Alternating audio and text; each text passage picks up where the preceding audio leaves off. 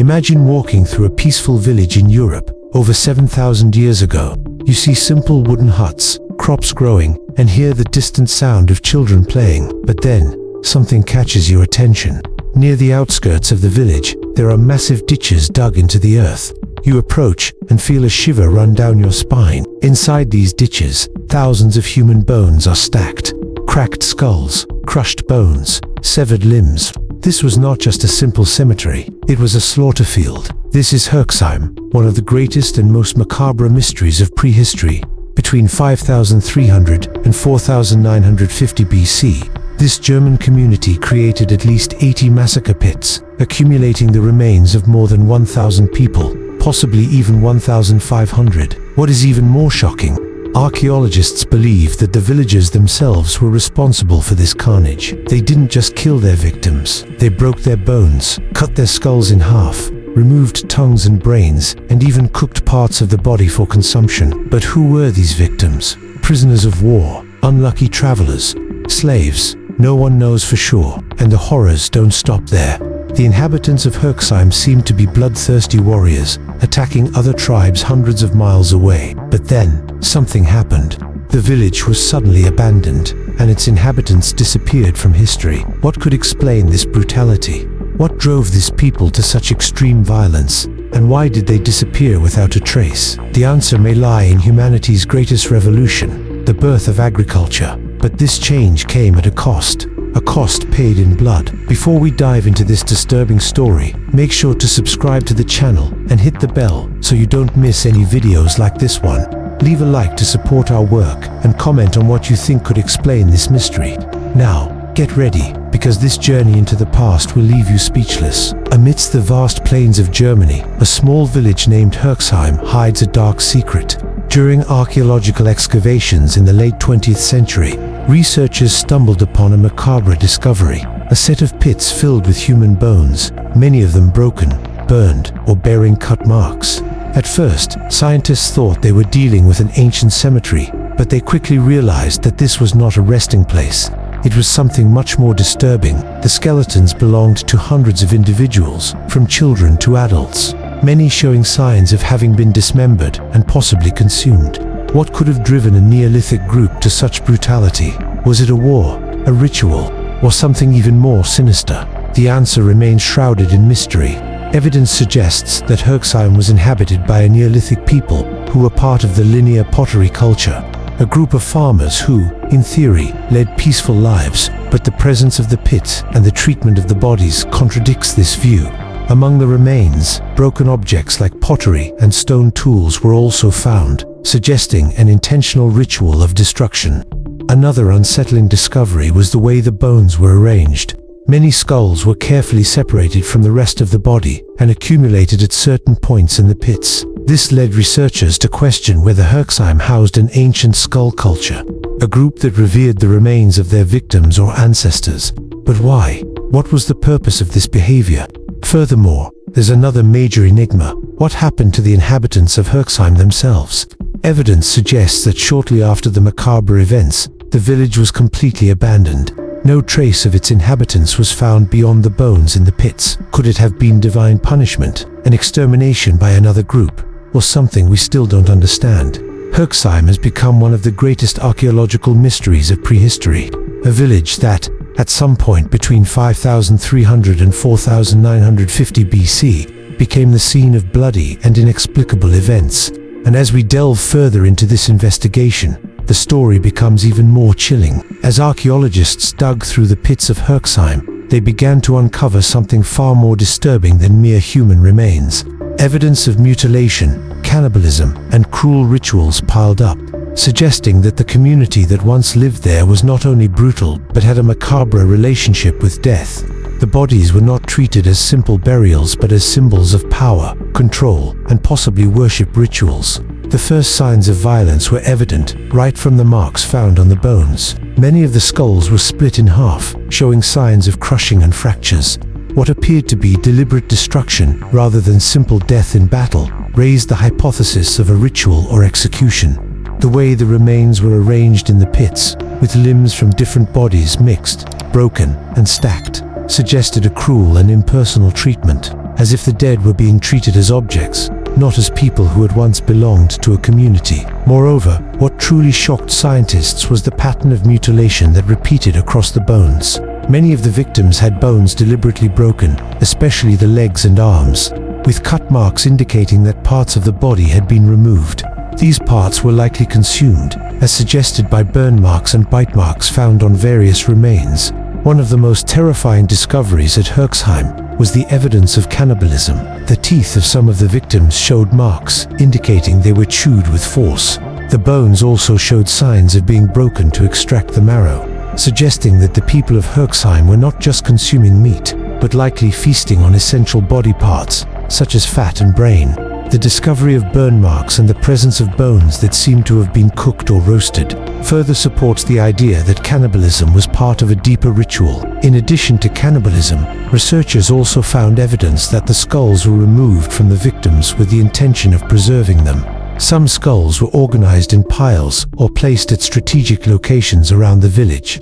This indicated that the head was perhaps not just a war trophy, but a symbol of power, veneration, or even sacrifice, leading to the theory that the people of Herxheim had a religion or cult based on the use of human body parts for spiritual purposes. The massacre at Herxheim reveals a history of violence and sacrifice, a tale of a people so immersed in their rituals that the bodies of the dead became more valuable than any human life. As a small village of modest size, Herxheim did not have the resources or power of a military empire, but surprisingly, it was able to capture and kill an impressive number of people from different regions. The big question that archaeologists ask is how such a small society managed to commit such massive massacres while maintaining brutal control over its victims. The answer may lie in the violent and organized practices of the people of Herxheim, combined with factors such as the local geography, the nature of their warriors, and their capturing tactics. Although the village was small, its strategic location near trade routes or along riverbanks could have given these warriors control over important crossing points. As the nomadic and tribal peoples of the time frequently migrated or traveled long distances in search of resources, Herxheim took advantage of the proximity of these routes, setting traps and ambushes to hunt their victims. This could include attacks on solitary travelers or raids on small neighboring communities, where people would be captured in large numbers. The evidence suggests that Herxheim was not a common hunter-gatherer village, but a society much more organized and militarized than initially thought. The warriors who lived there were not just hunters, but possibly organizers of mass attacks. Using siege tactics and ambushes, they could have become experts at capturing prisoners to sacrifice or consume. The violence in the region, combined with the motivation to capture and kill others, could have been seen as a way to acquire power or resources. Additionally, the weapons used by the warriors of Herxheim were highly effective in combat. Sharp-bladed weapons, such as axes and knives, were found with the remains, indicating that they were used both to fell enemies and to perform the mutilations after death. These weapons were not only utilitarian, but also symbols of power and the ability to inflict suffering. In a society where brutality was one of the means to gain respect, the warriors of Herxheim stood out, possibly with specialized training in hand-to-hand combat. The idea that these warriors were motivated by more than just loot and conquest becomes evident as we understand Herxheim's social structure. They were immersed in a culture that celebrated death and sacrifice as ways to assert their existence and position. The capture and killing of people from different regions were not only a way to gain power, but also a form of exercising dominance over everything around them. Herxheim may have been a small village, but its impact was profound, not only because of the massacre it committed, but also because of the war tactics and capturing strategies that allowed its warriors to become feared and cruel predators. The brutality found in Herxheim is not limited to the physical aspects of the massacre, but it also seems to have a deeply rooted spiritual and ritualistic component in the community's practices. Many scholars believe that the massacres that took place in the village may have been part of religious rituals, a means of connection with deities or spirits, a practice common among various ancient cultures. The most fascinating and dark theory that emerged from archaeological studies of Herxheim is that of the skull cultists. This term suggests that the villagers not only killed their victims, but also performed some sort of cult around their skulls, treating them as sacred relics or symbols of power. The concept of cults dedicated to skulls is not new in the history of ancient civilizations. In various cultures, human skulls were treated as sacred objects, used in sacrificial rituals, worship, or as war trophies. In Herxheim, archaeologists found evidence that the skulls of the victims were carefully removed, possibly to preserve the energies or spirits of the dead people. This practice not only suggests that the deaths were seen as offerings or sacrifices, but also implies that these victims, once dead, could be used for spiritual or mystical purposes. This leads us to think that the extreme violence characterizing the people of Herxheim was connected to a need for spiritual reaffirmation and supernatural power. Moreover, the fact that many of the bodies found in Herxheim were buried in ritualistic positions or with specific cuts in their bones indicates that these massacres were not just acts of pure cruelty, but part of a complex system of spiritual beliefs. Blood rituals could have been seen as a means to invoke superior forces or to demonstrate a direct connection with the gods or spirits that controlled life and death. Some theories suggest that by performing these rituals, the Herxheim community was trying to ensure divine protection or revenge against enemies, believing that the blood spilled served as a form of payment or exchange with the gods. In this context, the massacres could be understood not only as a means to inflict suffering on others, but as a deliberate sacrifice to strengthen the community and ensure its survival in a world of constant threats. This spiritual and ritualistic aspect of the massacres in Herxheim offers a terrifying insight into what might have driven a small community to commit such atrocities. By understanding these blood rituals, we can begin to see the violence not only as a reflection of a primitive impulse, but as part of a complex belief system deeply rooted in the spiritual thinking of its inhabitants. This, in turn, reveals an even darker facet of what it meant to be part of Herxheim during this dark period of prehistory. The mystery surrounding the population of Herxheim does not end with the horrors of the massacres, but deepens even further when one questions what really happened to the inhabitants of the village after the macabre events that took place there. While the traces of death and destruction have been well documented, the big question that haunts scholars and archaeologists is why a village so intensely and brutally connected to these rituals vanished so suddenly. What happened to the survivors? Or was it that another group took revenge? Why did Herxheim, which had seemingly thrived for some time, simply disappear from the face of the earth? Based on archaeological data, evidence suggests that after the massacres, the village was somehow abandoned in a short span of time. The remains found there indicate that, after the deaths, the community seemed to have disintegrated quickly. The lack of new settlement traces or subsequent activities in the area was a clear sign that something extraordinary and destructive occurred to force the disappearance of the inhabitants. Analysis of the bones and graves indicates that most of the bodies were buried hastily, and many of the skeletons found in Herxheim are positioned in ways that suggest urgency, as if people had been buried without ceremony or in an effort to escape. Theories about what happened to the inhabitants of Herxheim are varied. One of the most intriguing hypotheses suggests that, after the massacres, another group of guerrillas or rival clans may have invaded and destroyed the village in search of revenge, a brutal reaction to such violence. In a context where resources were limited and territorial disputes were intense, it is plausible to imagine that revenge would be a powerful driving force for these groups, leading to a ruthless attack that annihilated the remnants of the Herxheim population. Another theory points to the idea of an internal collapse. Perhaps the very belief system and violent practices that sustained the community caused its downfall. Mass death and destruction could have led to an irreparable social rupture, causing the village to dissolve and cease to be a cohesive community.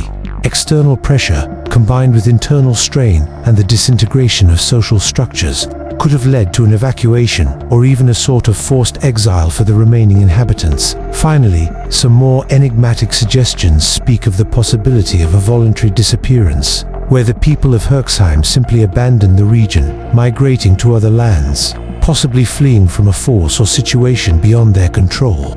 The uncertainty over which of these possibilities is most true continues to haunt those trying to understand the fate of the people of Herxheim. Whatever the explanation, the mystery of their disappearance remains one of the most intriguing and dark aspects of this story. The transition from hunting and gathering to agriculture, known as the Neolithic Revolution, was a milestone in human history, profoundly changing the way societies were structured and interacted. This period of transformation, which began around 10,000 BCE, not only brought advancements in terms of technology and social organization, but also, paradoxically, served as the catalyst for a significant increase in violence and conflicts. Agriculture allowed communities to settle permanently, creating villages and settlements.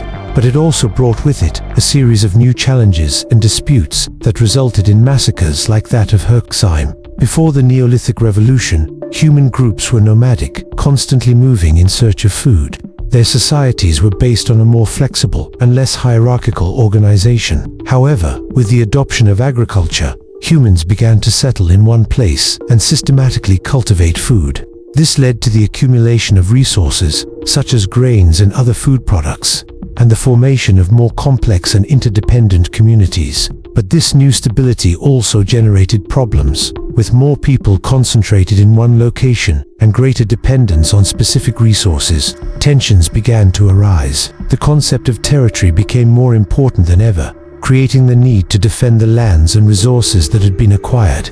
Neighboring groups began to see each other as competitors for these limited resources, leading to violent confrontations. The idea of neighbors began to shift from a relationship of coexistence and exchange to a view of existential threat, and the first wars between small human groups began to take shape. In an environment where food and space were constantly scarce, disputes over land became inevitable. Furthermore, the Neolithic revolution also brought with it a greater social organization, with the formation of hierarchical structures and power dynamics.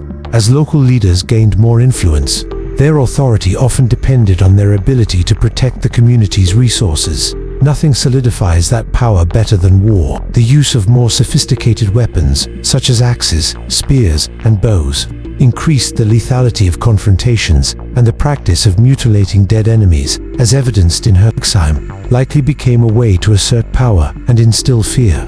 Ultimately, this era of transition also meant that the culture of violence became more complex and institutionalized. Groups not only fought to survive, but also to assert their identity, beliefs, and social positions. Violence thus became a form of resistance and status building, and the escalation of this brutality culminated in massacres like that of Herxheim, where entire communities were annihilated as a result of conflicts triggered by this transformative revolution.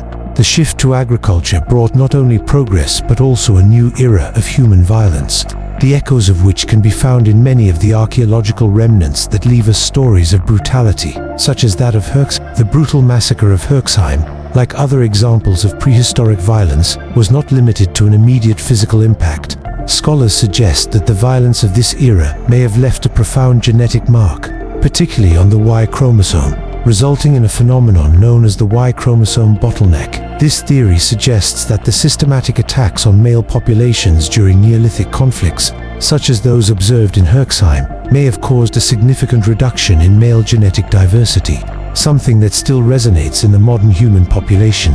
The Y chromosome bottleneck hypothesis arises from the understanding that, at the time, many societies were structured around patrilineal clans, meaning identity and lineage were passed from father to son. When one tribe or community attacked another, the victims were often the adult men, the primary defenders and fighters. These massacres largely targeted the warriors and leaders of other groups, while women and children were often spared or taken as prisoners. This led to a drastic reduction in the number of male lineages available for reproduction.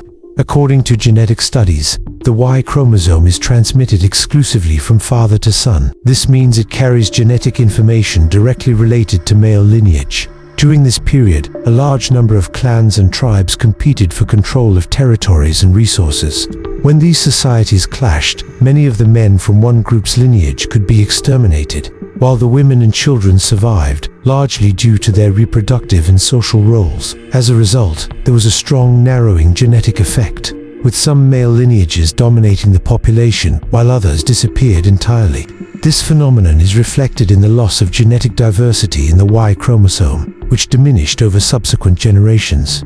This also helps explain why some human populations exhibit less Y chromosome diversity compared to the diversity observed in other segments of the genome. The evidence suggests that, over millennia, war and massacres of men contributed to the genetic exclusion of many groups, leaving only a few male lineages to spread across the world. The impact of this genetic collapse is profound and extends to this day.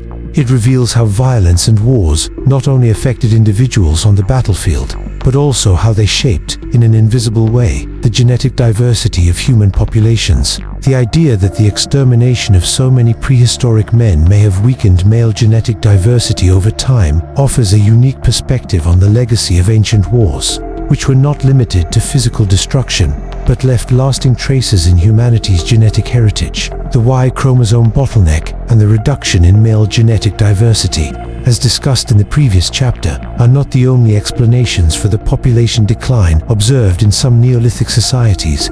While extreme violence was a determining factor, another equally intriguing hypothesis is the idea that the effects of natural selection could have also contributed to the process of reducing the male population, even during a time marked by violent conflicts. Instead of being a mere byproduct of massacres, this theory suggests that, over time, disputes between clans could have encouraged a form of selection in which the survival of the fittest became crucial for maintaining the population. Natural selection is a well-documented biological principle in which organisms with advantageous traits for their environment are more likely to survive and pass their genes on to the next generation. Applied to the context of clan disputes and Neolithic warfare, natural selection could have been a key factor. Warrior societies, which lived under constant threat of invasions and attacks, required strong and skilled fighters to defend their land and resources. Those who were better suited for combat, with superior fighting skills, resilience, and leadership, were likely to have had a better chance of surviving the conflicts. This would place pressure on the male population, where only the strongest were able to pass on their genes. Furthermore, this natural selection could have been responsible for a reduction in the number of men capable of reproduction, rather than an indiscriminate massacre. Some scholars suggest that Neolithic warfare and clan disputes could have promoted a form of reduction through competition, where only the men with greater physical and mental aptitude for combat would be able to reproduce. Combat skills and leadership in times of crisis would be the key factors in ensuring the survival and propagation of certain individuals. This would mean that as clans fought, the lineages of the fittest men would become more prevalent, while less successful lineages would disappear. This perspective can also connect to the social changes of the Neolithic period, especially with the rise of more complex and structured societies. As humans began to form permanent settlements and develop agricultural practices, resources became more concentrated and rivalries between groups intensified. This increase in competition could have promoted a form of social selection, where the strongest and best organized clans, led by the most skilled men, ultimately prevailed, while the weaker ones were eliminated or absorbed. Thus, the idea that natural selection and violence may have worked together to reduce male diversity and increase the concentration of more dominant lineages is not an isolated theory.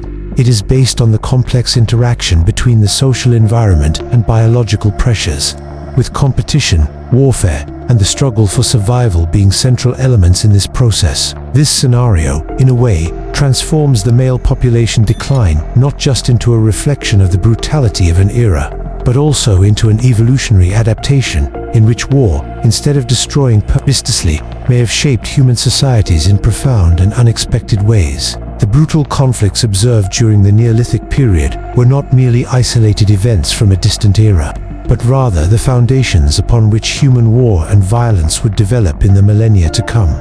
The transition from hunting and gathering to agriculture did not only bring economic and social progress, it also created a new geopolitical and cultural reality, requiring new methods of combat and defense. The impact of these early Neolithic conflicts reverberated throughout human history, shaping the patterns of violence and methods of warfare that would emerge over the centuries. During the Neolithic period, societies began to form permanent settlements and develop agricultural practices.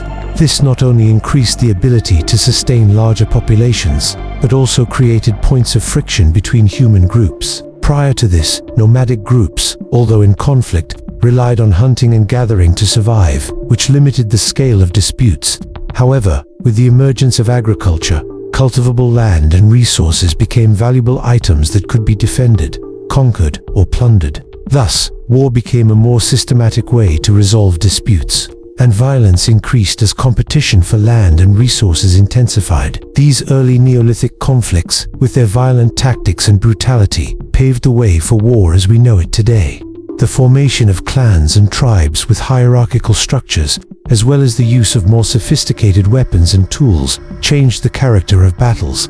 The idea of conquering territories and populations arose, with stronger groups absorbing the weaker ones. The use of combat weapons, such as spears and axes, evolved, and the idea of total war began to solidify, where the destruction of entire groups or the enslavement of enemies became common. As civilizations grew, these dynamics of war became more complex. Empires like the Egyptians, Romans, Persians, and later the Europeans began to organize larger and more effective armies, using not only physical weapons, but also strategies, siege tactics, and advanced technologies to dominate their enemies.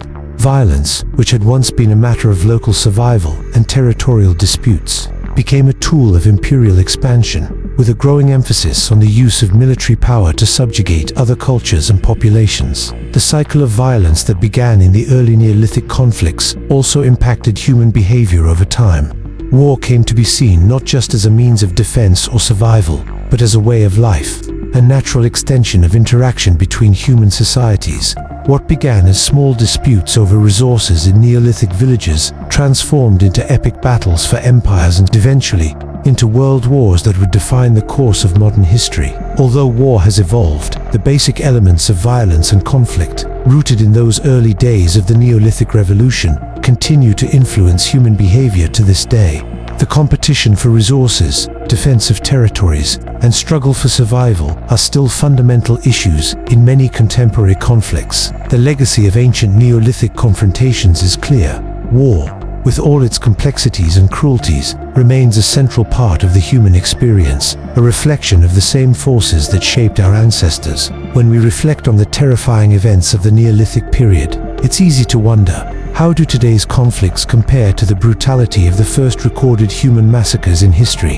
What have we learned over the centuries, and how have war, violence, and territorial disputes evolved over time? The truth is that, despite technological advancements, social changes, and the evolution of governance systems, some aspects of human violence remain unchanged. In prehistoric times, as seen in places like Herxheim, brutality was visceral and direct. There was no distinction between combatants and civilians, and death had no compassion or boundaries.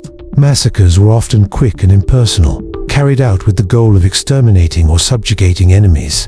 The violence was physical and immersive, without the conventions and laws that, in theory, now regulate conflicts. The mutilated bodies found in the Herxheim excavations reveal not only violence, but an attempt to assert power and control symbolically, with enemies being killed in horrific ways and their body parts possibly used as trophies or tools for intimidation. In contrast to the violence of the past, the modern world, although still marked by armed conflict, has developed new forms of combat. Today, modern armies use weapons of mass destruction, such as nuclear bombs, ballistic missiles, and chemical weapons, which cause much greater and more far-reaching damage. Methods of warfare have evolved, with battles now being fought not only on the battlefield, but also in cyberspace and in economic spheres. However, this does not mean that brutality has disappeared. On the contrary, with technological advances, the potential for large-scale destruction has increased exponentially. Modern warfare, in many situations, involves indiscriminate airstrikes, attacks on civilians, and the use of paramilitary forces to destroy entire cities. Furthermore, while modern conflicts may seem more distant due to technology, the consequences for civilians continue to be devastating. Torture, sexual violence, and massacres of civilians are still common in many contemporary conflicts, just as in the past. The difference lies in the scale and nature of the weapons used. The massacre at Herxheim and the brutal killings of prehistory may have been more personal, but modern warfare brings the horror of impersonality, where victims often don't even know who killed them. In terms of longevity, it is also remarkable how much the advancement of societies and medicine has impacted human life. While in prehistory, life expectancy was only 20 to 30 years due to violence, disease, and lack of medical care. Today, global life expectancy is much higher, even in regions affected by conflicts. Despite this, war still takes many lives prematurely, whether in massacres, terrorist attacks, or prolonged battles. In summary, although the world has changed considerably since the days of Herxheim, the nature of human violence and the reasons we wage war continue to reflect the same primal emotions: fear, power, territory, and survival. What was once a struggle for resources and territory in Neolithic villages has evolved into a struggle for ideologies, religion, and political power. But the most brutal aspects of war remain surprisingly similar, shaping, unfortunately, our present in ways that still echo humanity's dark past. But what do you think? Was this a macabre ritual or an act of pure survival? Leave your comment below and share your theory. If you enjoy historical mysteries and secrets forgotten by time, subscribe to the channel now and hit the bell to not miss our upcoming videos. And if this content impressed you, leave a like. It helps us bring even more epic stories to you. See you next time.